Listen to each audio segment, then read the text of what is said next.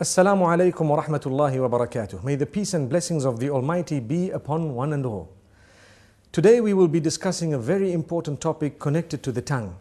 The tongue, as you know, is a gift of the Almighty. It is very small in size, but it can create so much havoc and it can cause so much damage that more than any other organ of the body. So it's important for us to know that the Almighty has created this tongue. You know, some scholars say so beautifully, He has put 32 guards that are so sharp around that tongue so that we think 32 times before we actually utter.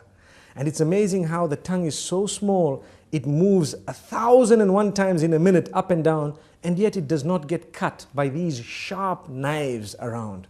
This is the gift of the Almighty. So consider it a gift. Use it as a gift. And the reason we say this is to concentrate more on a specific department of the use of the tongue, and that is when it comes to those we mix with, beginning or starting with our wives, our husbands, our family members, our relatives, and then those we interact with, our friends, and so on. What we should know is that the tongue has several different uses. One of them is to taste food, one of them is to speak, and there are so many other uses of the tongue that are there. Some we may know, some we may not know. It's amazing. However, remember, your respect as an individual is very closely connected to how you use the tongue. This is why the Messenger Muhammad, peace be upon him, says, every morning all the organs of the body call out to the tongue and say, fear the Almighty regarding all of us. It is through you that we are known, so be careful what you say. Amazing. Which means I have hands, I have legs, I have a brain, I have eyes, my whole body, my entire image, my identification. I am known as a good or a bad person based primarily on how I use my tongue. Have we ever thought of that?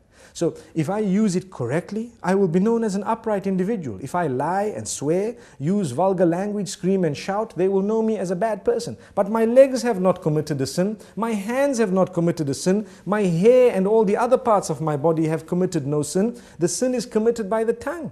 And the tongue, yes, closely connected to the brain and all that, yes, correct. But ultimately it was the one used to relay what was within. This is why if you're not sure, don't speak.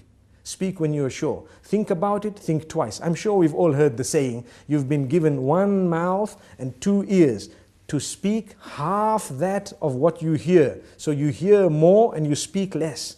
Sadly, a lot of us love to speak. And we just want to say anything and everything, no matter how it sounds. Not realizing, did you know, it is an act of worship to think before you speak. You're actually rewarded, an act of worship. The Almighty becomes pleased with us when we think before we speak. And not just think, but think of how many different ways there are for me to portray or to say what I have in my heart, to convey that message. If I've got 5 different ways of wording it, I need to select the best, most effective, most beautiful manner, and then I will speak. And if I speak using that best and most effective manner, I will automatically be able to please my Maker, and I will definitely cause or create lots of harmony and peace in my surroundings. So very importantly, let's use the tongue correctly.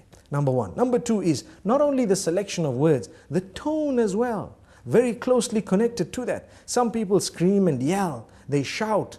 Shouting will reduce your respect. The more you yell, the less people respect you.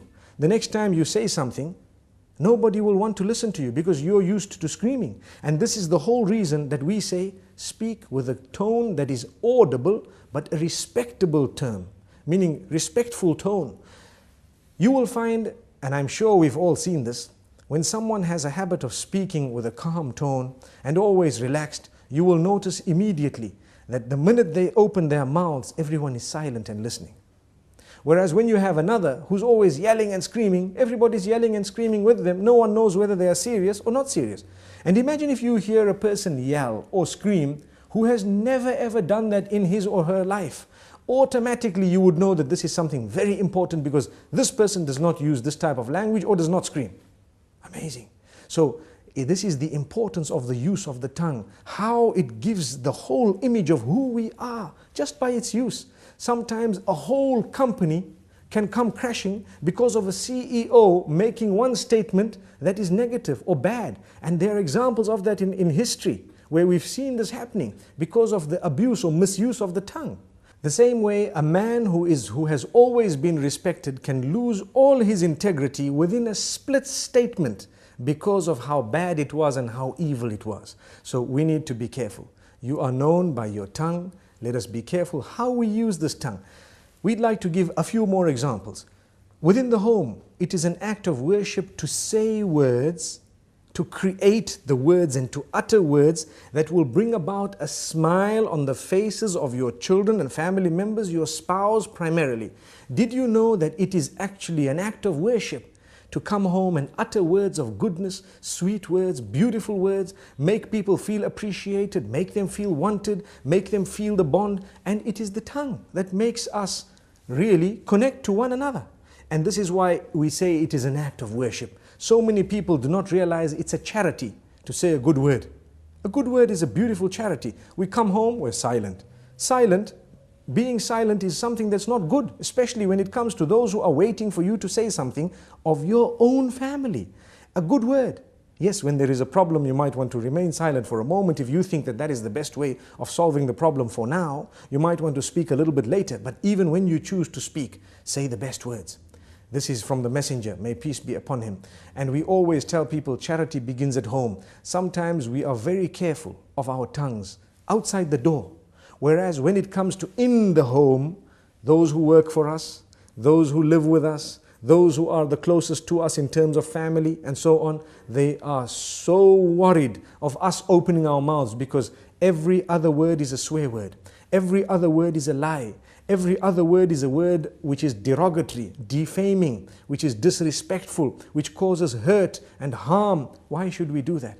A good Muslim will never utter words that are hurtful to others. There is no need to do that. Even if you disagree, if you disagree with someone, you do not need to utter words that are hurtful to them, belittling them, making them feel like they are not worth it. Sometimes maybe the good statement from your mouth might actually make them change their minds and come on to what you had because you were so good. You came forward so beautifully.